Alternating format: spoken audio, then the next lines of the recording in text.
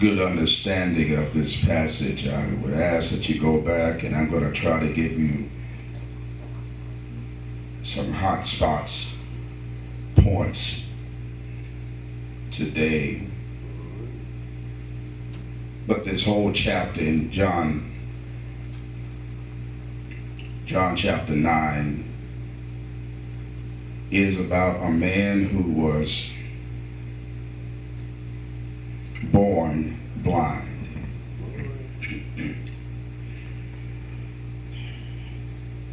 Usually when I prepare, I try to maybe build off of the last week's message, and I'm noticing that I'm tending to look at passages where people were blind, but now they are seeing.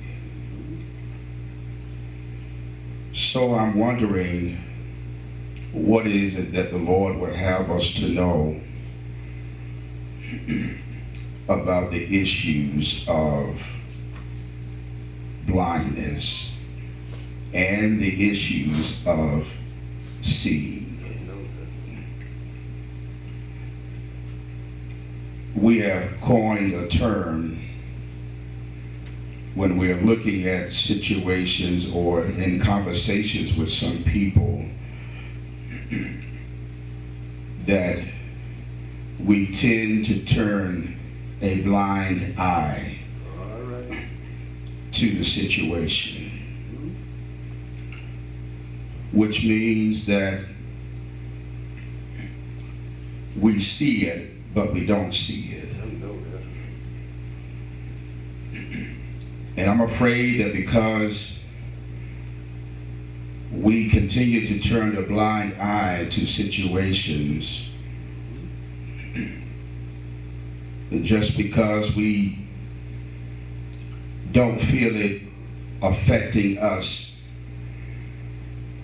then eventually, because we turn the blind eye to things, it will ultimately affect us.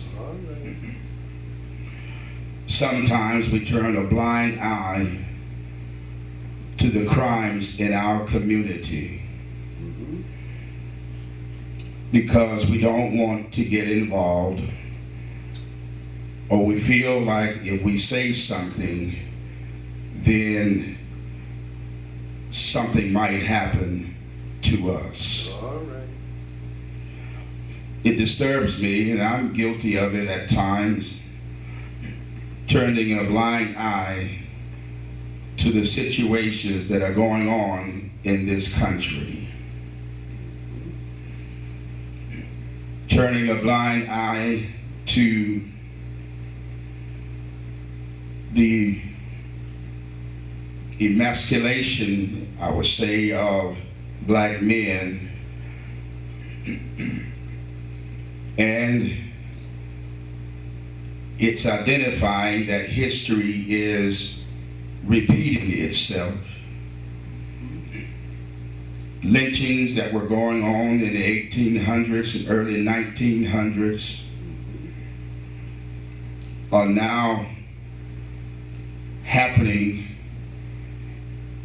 in this year and as of last year as well, the 20th century. It burdens me to know that this age-old system continues to pretend like nothing's going on and steadily trying to manipulate the majority of a people of color.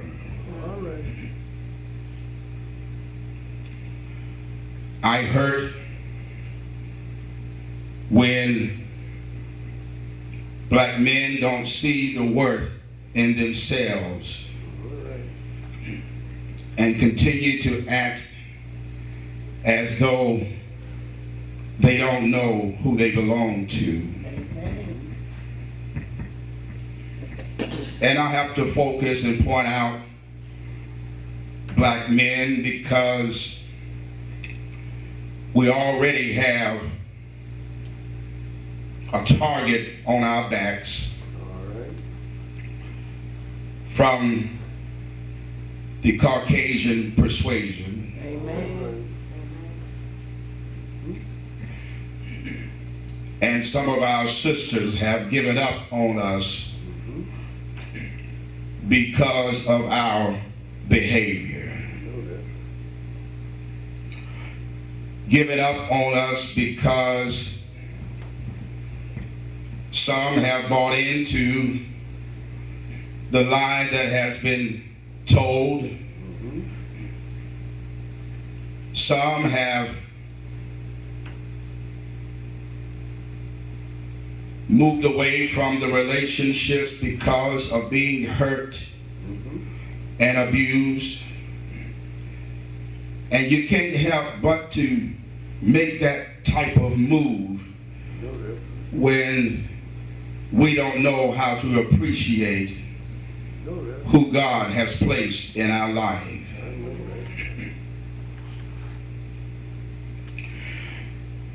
It concerns me that this country, or let me put it more succinct, our community is turning a blind eye to the prejudice, racism, and even to the religion that's going on in our churches. It is almost like we have a spirit of stupor, seeing but we do not see,